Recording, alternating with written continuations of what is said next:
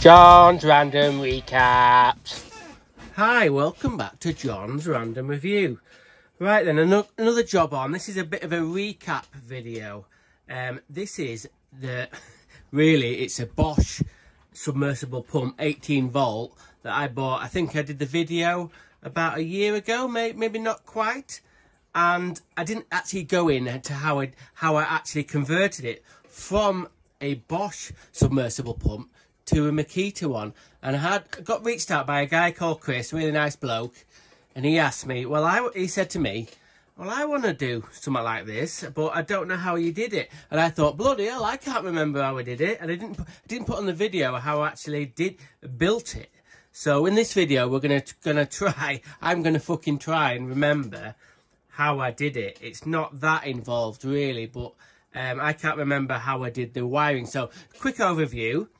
This is a Bosch product, an 18 volt Bosch product that is kind of like a bit of a gardening equipment really. And what it's really for, if you look on you can get these online if you look online. And I think this is for like pumping out of water butts and stuff like that. If you look on the video that I did about this, you can sort of, I think I popped this into a water butt and then connect this bit to a hose and put it onto like a spray nozzle, and I watered the plants. But the reason I did this, obviously, because I don't have any Bosch stuff and I have Makita stuff. Well, I bought this and converted it to run on XGT batteries. So the battery sits in here. This is the compartment that was now then, Bosch's garden equipment, I think, was green. Can you see a little bit of that green there? The whole thing was green. I think that's something to do with Bosch's gardening range. So obviously I've sprayed, that's my daftness, I've sprayed it Makita teal. Oh, just before we go any further, if anyone needs like the closest to Makita teal spray paint that I found, it's this one. So what's we got here? Is that Belton Molotov Premium Original Urban Art spray paint, and the colour is turquoise dark, and that's the closest I can find to Makita colour. So obviously what I did was I sprayed this and this teal, and these little decals are just off the internet. They're like one of them decals where you kind of have a backing bit and you put it on and it's just the actual lettering. You can see that it's slightly embossed there. Anyway, we're getting ahead of each other.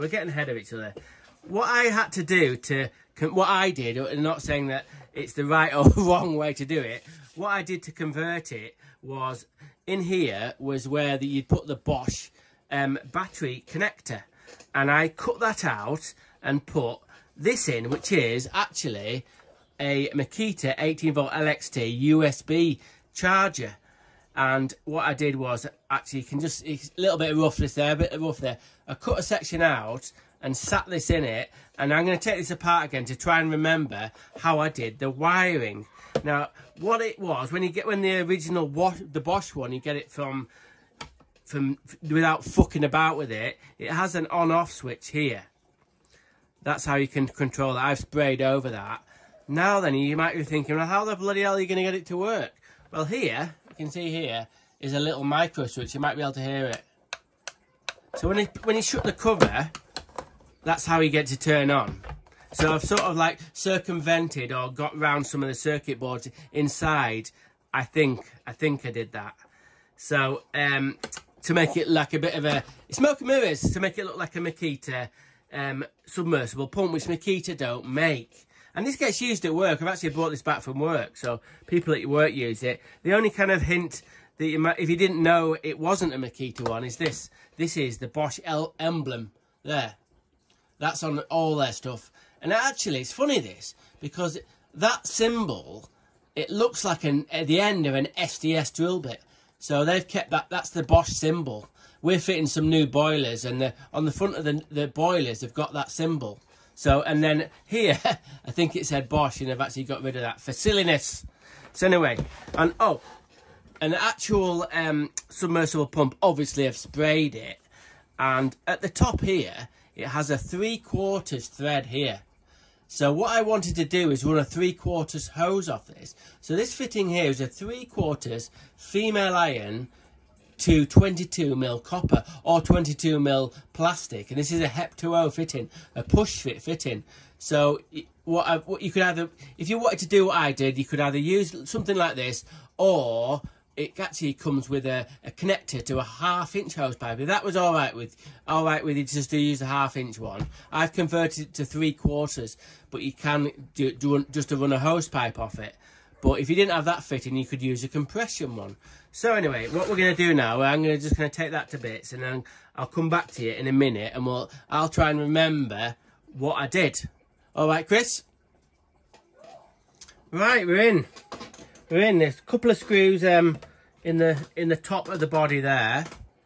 So we've got them out, and it's a little bit of Heath Robinson under here, so you might be a bit shocked. But anyway, so underneath here is where the magic happens. Not magic, fucking hell. Anyway, so what I did, this is obviously the back of the USB charger. I've not cut it out very well, but anyway, don't worry about that. So it comes out of the Makita battery through the positive terminal, and it goes to the micro switch. So then when I shut this case down, onto the micro switch, it makes it live. This is a live cable that goes to the pump.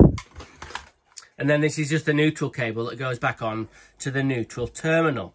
So that's all I've done. Now, this is where it gets a bit kind of confusing. Well, not really confusing, but when you get this from just the Bosch one, here, it has like a bit of a circuit board that controls some switches here. And I've done away with that. Now, if I can't really remember, I can't bloody remember what happened last week, really. But what I remember is, the reason I didn't leave that circuit board in is because that circuit board has got to communicate with the Bosch battery. It's got another wire, like Makita batteries. They're the plus and the minus there, but here is a communication port that a Makita battery can talk to the tool. Now you know it can do that. Is a star there? I think that's right.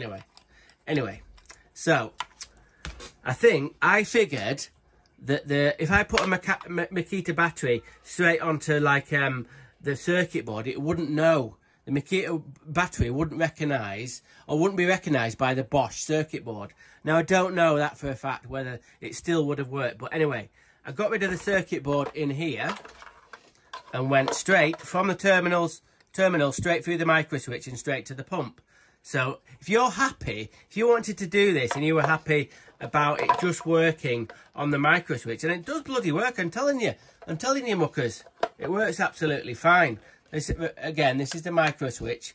So when I'm using the pump, all I have to do is shut that down and put the black bit goes over the top of it, and that activates it. To turn it off, I just flick that back over, and it works absolutely fine.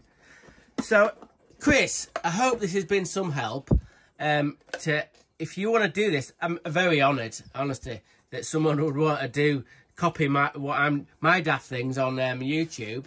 But the only other way to do it, if you didn't want to faff about cutting before we go any further, the tricky bit is making this this bit look right. It doesn't look right, I know, but to cut that out, to cut the Bosch battery connector out and put that in, I could have done a lot better job, and someone else could probably do a lot better job. But nevertheless, that's how I've done it. But there is another way to do it, but there is drawbacks to it. You can get a converter from Bosch batteries, from a Bosch terminal that will be on a tool to a Makita battery. If you look online, eBay or something, you can get an adapter. But that would what would that mean is the Makita battery would sit up like that, about an inch higher, and then this cover wouldn't fit. Hence, it wouldn't turn on the micro switch. So the only way you could make that work possibly is to kind of rig something up that you could actually bypass the micro switch. Like, fucking hell, that's out of my pay grade. So it's possible to do it that way, but that means you wouldn't have the waterproofing of the cover. And that's part of the reason. I did think about that, putting the battery adapter on, so I didn't have to mess about putting this USB charger in there. But I did it this way. I was happy. This is the waterproof cover. I was happy turning it on and off by just activating the micro switch. So there we go. A bit of a convoluted sort of recap. But I'm hoping that, Chris, if you're watching this, hopefully you watch this, and you still want to go ahead and try and do it, I'll be stoked. You'll have to send me a picture or something when you do it. But if anyone else wanted to tackle it, they don't have to go as far as I did with all the teal paint and that's theatre. It's like smoke and mirrors. I like to give people a laugh and let people think. I like to sort of, you know, trick people in a funny sort of way to say, oh, I've done this. And people have asked me, honestly, online, wow, is that a Makita submersible pump? Where do I get that from? No. I don't know if anyone else has done this. And there's a few videos on my channel, if you kind of hunt through the playlist, where I've done similar sort of things. There is some other videos on my channel where I've got like a Ryobi tool and converted it to a Makita. I've done that a couple of times, or I've got Makita tools and sort of like adapted them for different. But like with Makita kettle, I've converted my Makita 36 volt kettle to run on an XGT battery platform. So I like doing it. I love it. Like tinkering with things, and I just think it gets your brain cells working. I'm bloody 52. And this kind of thing keeps me bloody going. And I get a buzz when people kind of like comment and ask questions. I absolutely love it. So there we go. That's a little bit more in-depth into my Bosch. Well, it was Bosch. Now it's Makita. Little submersible pumps. Like I said, it's only for pumping out sort of little ponds and little tanks. It does get used at work. But tell you what, it's got me out of some fixes at work. I really, really mean that. It's really a really good bit of kit. So I'm going to get it back together. Right, I'm going to shoehorn this other little extra bit of the video. This is my pond. It's got 4 goldfish hiding somewhere in there. Oh, there they are. Well, under the lilies. And it's always got lots of algae on the side. So I bought this pump, this pond pump, and it's meant to scrub the side of the actual pond or the tank, and it's meant to get rid of all the algae, but it's absolute crap. It doesn't work. It's really shit. It's to get all the algae off the side. It's total fucking waste of money. But I've thought of something else using, guess what? The Makita pump, submersible pump. What I've done on the suction side of it, I've cobbled together with a Jubilee clip a reducer from 3 inch, which is perfect, down to 2 inch, then down to 22mm onto the black flexible hoses, and then that goes onto a kind of a lance. Now then, this is the clever bit.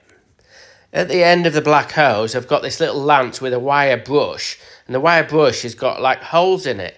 So when you've got to get it going, it sucks all the algae. You can scrub the side of the tank, and it sucks all the algae down through the pump. That's what I do. Scrub, scrub, scrub on the side of the tank, and it lifts all the algae up, and it pumps it through the pump and then away to a filter made out of some ladies' tights that's zip clipped on, and that sits back in the pond. So it goes from the bush and it goes round through the pump, and it's filtered through the ladies' tights. What a fantastic invention. So I'll see you next time. Okay, random is rad. Rock on.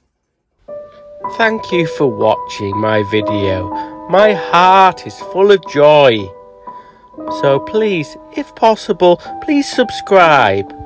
But don't unsubscribe. It will make me very tearful. But mainly, get involved.